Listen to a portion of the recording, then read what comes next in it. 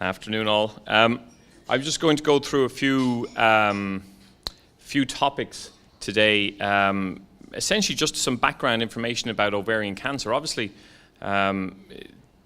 you guys who have personal experience of the disease understand how it affects you and how you live through it. But this is just really to give some of the kind of the facts and figures about, the disease itself. Okay. It's not a very common cancer. It's only about a lifetime risk of 2%. And if you compare that to breast cancer, for example, which has a lifetime risk of about 11%, it's a little less common. But it is a common cancer in regards to gynecology. It's also, unfortunately, the commonest cause of death in gynecological cancer. So even though it's the second most common one, it does, unfortunately, lead to more deaths. And most of the reason for that is that for a lot of people, they present at a later stage in their disease. 80% of women present at stage 3 or 4, and that is because, I suppose, the ovaries live within the abdomen. They are in a state of constant change for most people during their fertile part of their life. And the changes that occur in the ovaries are usually not particularly discernible. So when a problem arises, we unfortunately don't necessarily get a note of that. So if we talk about the different stages, if it's an early disease and the ovarian cancer is only within the ovary itself, there's a very good chance of survival. It drops a little bit in stage 2, and stage 2 is where it's only just in the area around the ovary, so on the tube or on the womb or in the pelvis. But once it gets up into the upper part of the tummy, onto the omentum, which is the fatty part which hangs off your stomach, or if it sticks to the surfaces of the bowel or the surface of the liver, then that's what we call stage 3, and the survival decreases from there. If it spreads outside the tummy, into the lung or into the liver, then the survival is lower again in stage 4. What are our risk factors? Being white is a risk factor. Never being pregnant or never being on the pill. Early onset of your periods or a late stop of your periods. And essentially that just means that if you have those 4 factors, that your ovaries are functioning for longer, they're not put asleep by pregnancy, they're not suppressed by the pill. If you have a long amount of time from when you first start having your period until you stop, then there's more ovulation, there's more function of the ovary. And every time the ovary functions and does its monthly change, it increases the chance that some of those changes and cell changes within the ovary can become abnormal. Obviously, a family history of ovarian cancer increases the risk, as do the genetic syndromes, which make the risk increase very high. So when we talk about trying to find out about ovarian cancer early, to get people diagnosed in the early part of the disease so their survival is better, we want to talk about recognition of the symptoms that may tell us about what's going on. And as we know, it's sometimes called the silent killer because the symptoms may not be obvious. Swelling in the tummy, nausea, loss of weight, or what we call early satiety, which is that even eating a small amount of food makes you feel full. And then dyspnea, which is shortness of breath. And that's all related to swelling in the tummy, pressing on things. When we look at people who have been treated for ovarian cancer, they often, when they think back on it, they say, oh, I did notice my tummy was getting a bit bigger. I did notice that I felt a bit fuller, or I just wasn't quite right. I had pain in my tummy, or I was nauseated. And they just, they put it down to putting on a bit of weight, or, getting older, or, whatever. You put the symptoms aside. And of course, for our GP colleagues who may not see very many people with ovarian cancer, it's hard for them to think about that sometimes. So sometimes what they would say is, okay, well, you've got a pain in your tummy, so therefore you're more likely to have constipation, or you've got a stomach ulcer or something common. So increasing awareness with our GP colleagues through education is of benefit.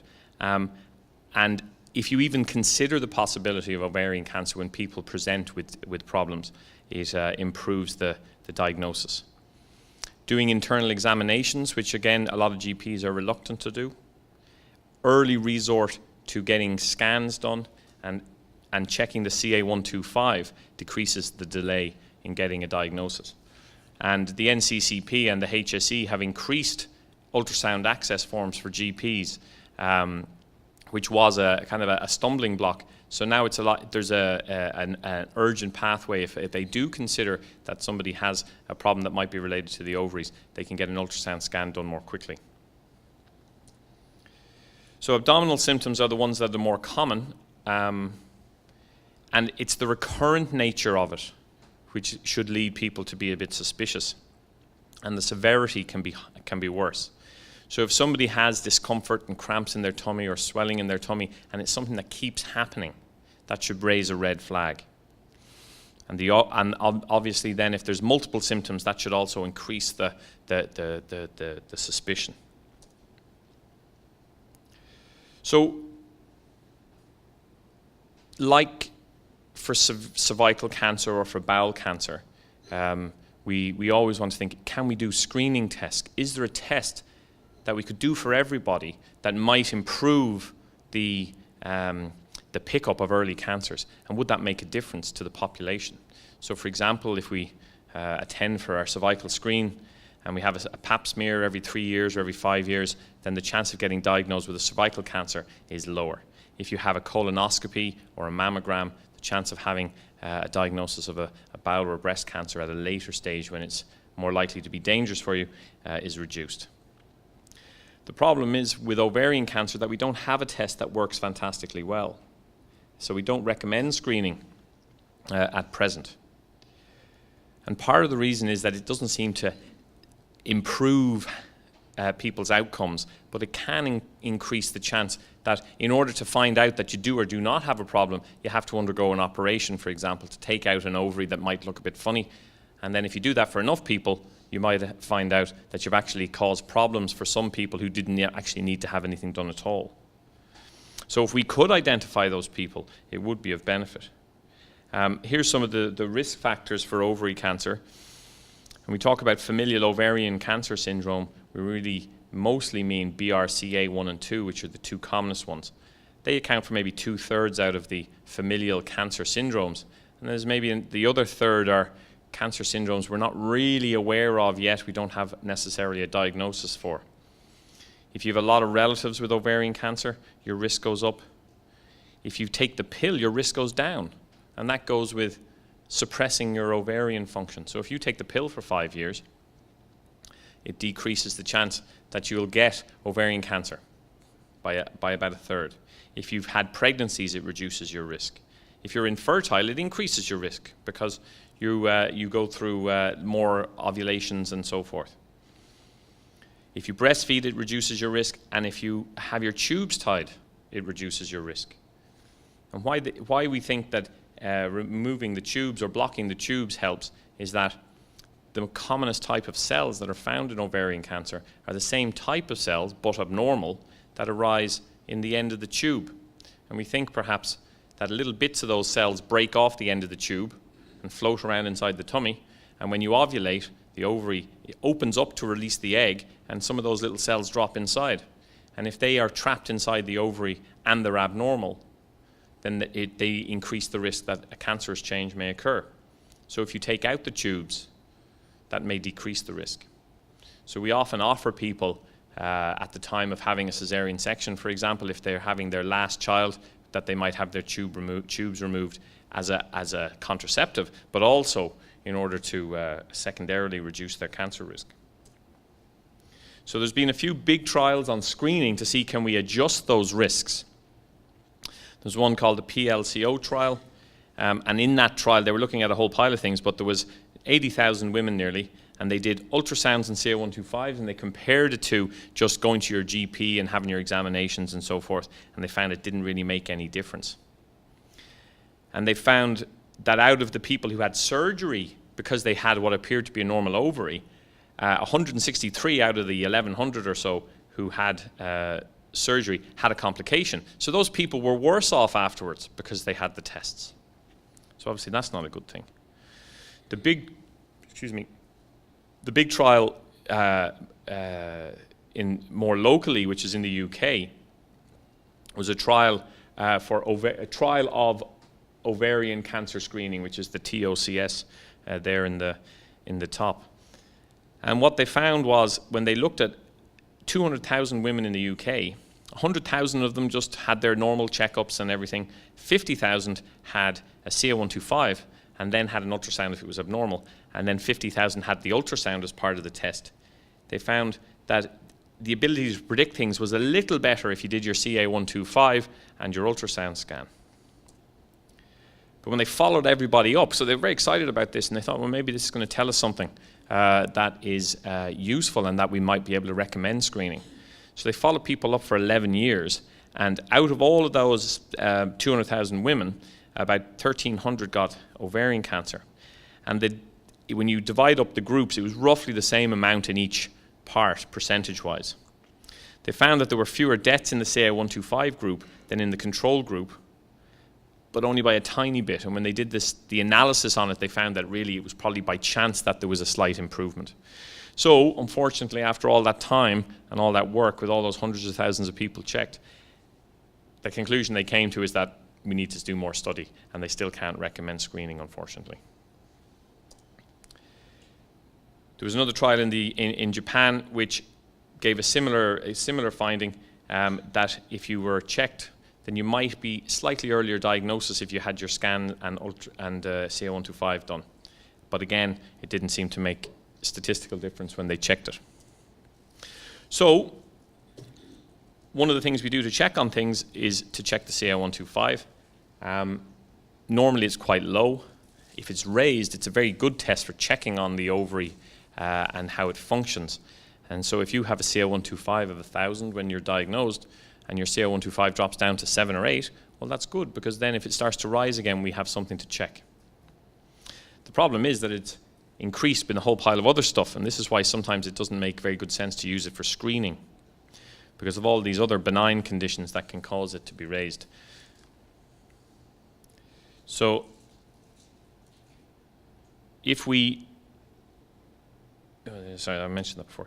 So there's other markers, one of which is called HE4, which is a similar marker to CA125, but is much less likely to be raised in benign conditions. So if you have a raised CA125 and you check the HE4 as well, and the CA125 is a little raised, the HE4 is normal, it means it's less likely that the CA125 is raised for a bad reason.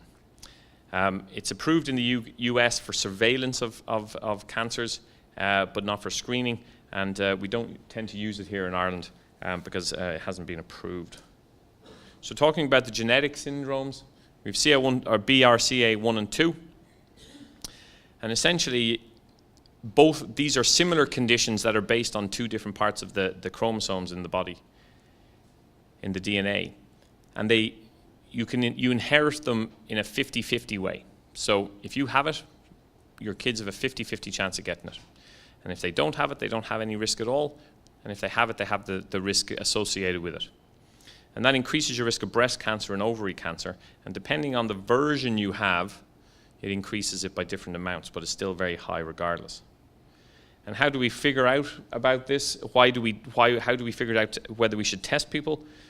Multiple people in the same family, a young age diagnosis, male breast cancer, which is very, very rare outside of the BRCA abnormalities, and then people who have ovary cancer and breast cancer themselves in the same person. There's another syndrome called Lynch syndrome, which is more of a bowel cancer and a womb cancer abnormality, but has an slightly increased chance of ovary cancer as well. So if we were going to screen people with BRCA, would that be a better thing to do? If we knew about these families, would it make more sense to screen them to try and figure out, could we increase their diagnosis and treat the people who needed to be treated earlier to decrease the chance that they actually get the cancer? And again, there's been plenty of trials, a few trials on that, and it's still, even screening with ultrasound and CA125, even in people who we know are at a higher risk of ovary cancer, still has a poor, what we call a positive predictive value. So a 3% positive predictive value means that you have to check 30 people out to catch one bad thing. And doing screening by seeing them every 6 months and doing a scan every 6 months to check up on them, people still get abnormalities develop within that 6 months time frame. So what do we recommend? We recommend that people who have a high risk of ovary cancer get treated by having their tubes and their ovaries removed at a younger age. And roughly when people start to hit their mid-30s is when the risk for BRCA1 starts to go up, so we recommend there about from 35 onwards, and in BRCA2 from around 40 onwards. And generally, once people are finished their family, if they're otherwise healthy, we remove the tubes and ovaries through keyhole surgery. And that will reduce their risk of breast cancer as well, because you're reducing the hormone levels in the body. We recommend HRT if they haven't had breast cancer. If they have had breast cancer, we don't give it because the breast is hormonally sensitive. So how do we investigate when somebody does present with symptoms that are suggestive of possibly of an ovarian cancer? Well, initially with the GPs, we can get a pelvic ultrasound done. And if there's an abnormality there, then a CT scan would be the next step. We do the blood tests, CA125, which is maybe 9 out of 10 of ovarian cancers come from papillary serous cells, which is the commonest type, and they're the cells that make CA125. We also check CA19.9, which is another tumour marker for what we call mucinous cancers, which are cancers that make kind of a gooey liquid rather than a watery liquid. And then CEA is a bowel cancer marker, and we check that because a small percentage of people actually have bowel cancers, not ovary cancers. So when we talk about diagnosis, the snappy aphorism is tissue is the issue and cancer is the answer. So we have to find out what it actually is before we can figure out what to do. So we can look at a CT scan, we can look at an ultrasound scan and say, oh, there's a big lump there and there's fluid in your tummy and it all looks very bad, but we can't say for sure exactly what it is. So we have to take out the abnormality, or at least biopsy it to figure out what we're doing. And Dr. Blazkova, who's going to talk next, will talk about chemotherapy treatments. And there's different chemotherapy treatments for every cancer. So therefore, if you treat somebody with the wrong cancer or for the wrong cancer, you may be diminishing their success rate by picking the incorrect drug. So we have to know what happens. Or we have to know what the abnormality is before we can treat it. So we either do an open surgery in the tummy, or we do keyhole surgery to get a biopsy, or we use X-rays to get a biopsy. So a laparotomy is a cut in the tummy. We generally go with an up and down cut in the tummy rather than the C-section type cut you see there. When we talk about doing surgery first, it's what we call debulking surgery. So we say we debulk, we take the bulk of the bad stuff out. And the idea is that everything must go. We want to get people down to 0 amount of cancer cells visible in their belly. So that's best done by people like myself who are trained to treat ovarian cancer. And again, the NCCP has been very active over the last 10 years or so in decreasing the number of places where people can have surgery for ovarian cancer. So essentially, instead of your local gynaecologist saying, oh, you've got a lump, we better take you to theatre, and they open up the tummy and they have a look and they say, oh, it's a bit too much we're not really able for this surgery, and they stitch up the tummy again. You've had a surgery with all the side effects of a surgery without the benefit. Now, sometimes that has to happen because it's an emergency, but if not, it's best done by someone like myself. So what we want to do is get 0 amount of abnormal cells visible. And if we can't do that, 0.5 centimetre as the maximum size is the next level. But if anything bigger than 1 centimetre is left behind, it means the surgery isn't going to be as successful as you might like. So the less you have left behind, the better the response to chemotherapy, the better chance that it works well. So this is just a diagram from a study which shows if you go less than 1 centimetre, your survival rate over 5 years is better. And I don't have on the picture here, but if you break that down into zero disease and less than 0.5 centimetre, it's higher again. So why do we worry about taking out all this? Surely the chemotherapy will make it disappear and you shrivel it all up and everyone will be happy with that. Chemotherapy works best if there's less to treat. And part of the reason for that is that if you have a lot of cancer cells in the body and a lot of lumps and bumps, then a lot of those cells are just sitting there doing nothing. So people have an idea that cancers are always changing, always doing something, always growing. But they're not. A lot of the cells just sit there, not really doing much. And the chemotherapy, and this is why we take chemotherapy in a repeated basis, that chemotherapy will treat some of the cells, and then the next chemotherapy cycle will treat some of the cells.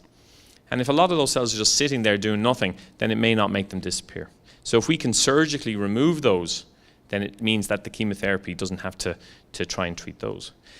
There's also a percentage in any person of cells that is resistant to chemotherapy.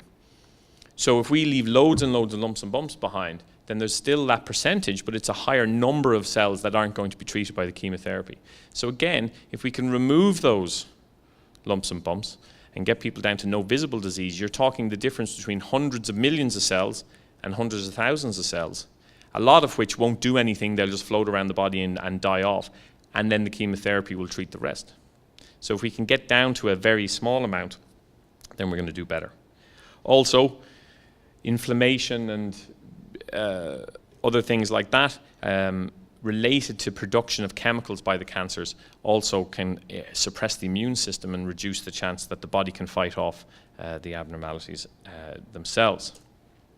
So we want to do what we call a maximal surgical effort, which is to remove the disease down to invisible amounts, and that may involve a lot of things, including a bowel resection. So we might take out a piece of the bowel, and that might be the large bowel down around the back passage where the ovaries are. It could be the small bowel. It could be removing the womb and the tubes and the ovaries and the bowel all in one piece, which is called a posterior exenteration. We might remove the spleen. We might take away some of the stomach or some of the liver, and people may end up with stomas and bags, which may be permanent. So we have to balance that, because that's all well and good saying we're going to be very aggressive about things, but if people all end up in ICU and they remain in the hospital for months at a time because of the severity of the surgery, then they may not actually get the balance right, and the benefit from the surgery may not be as good because they get so sick from it. They may delay their chemotherapy if we're too aggressive about surgery. So, how can we balance those two things, and is there anything else we can do to try and improve the surgical outcome without leaving people very unwell following the surgery, reduce the severity of the surgery but not diminish the success of the surgery? So what we call neo-adjuvant chemotherapy, which is adjuvant means helping, so neo means new help, so it means the chemotherapy is given before the surgery to help in advance. So instead of having a big operation, then all of your chemo afterwards, you have half of it at the start, surgery, and then half of it afterwards. And what is that intended to do is to increase the chance that you take out all the bad stuff, decrease the amount of bad things you have to do to get to that stage, such as bowel resections, taking out the spleen, and so forth. Also, if somebody's very unwell and the amount of cancer changes in the body is making them too fragile and too unwell to have a surgery without there being a huge risk of problems, it may improve their medical status so that they're better able to have the surgery. And lastly, for some unfortunate people, it also helps decide whether they should have surgery at all, because if their disease continues to get worse despite having the chemotherapy, then they may not benefit from having the surgery at all, because all we're doing is giving them the side effects of the surgery without increasing their survival. So there's been some background studies on this and some more recent large ones, which showed that it increases the chance of getting all the bad stuff out and getting down to zero visible disease, but it doesn't make a difference in survival. And that sounds bad, but it's the opposite way around. Because what we don't want to do is have a worse outcome by giving the chemotherapy and the surgery. Because what we don't want to do is say, okay, well maybe if the chemotherapy shrivels up some of the stuff and we go in and we don't see much things and we do less surgery, are we leaving bits behind that are going to come back quicker and cause problems for people and actually leave them be less well and survive less time? So two large studies that reported in the last couple of years were a study in Europe, which is the EORTC trial, one of those, and the Chorus trial, which is the one in the UK. And they were actually very similar, so their results essentially are comparable. And what it found was that there was no difference in what we called progression-free survival between giving the chemotherapy first and doing the surgery first. And it also showed that the overall average survival was equivalent as well.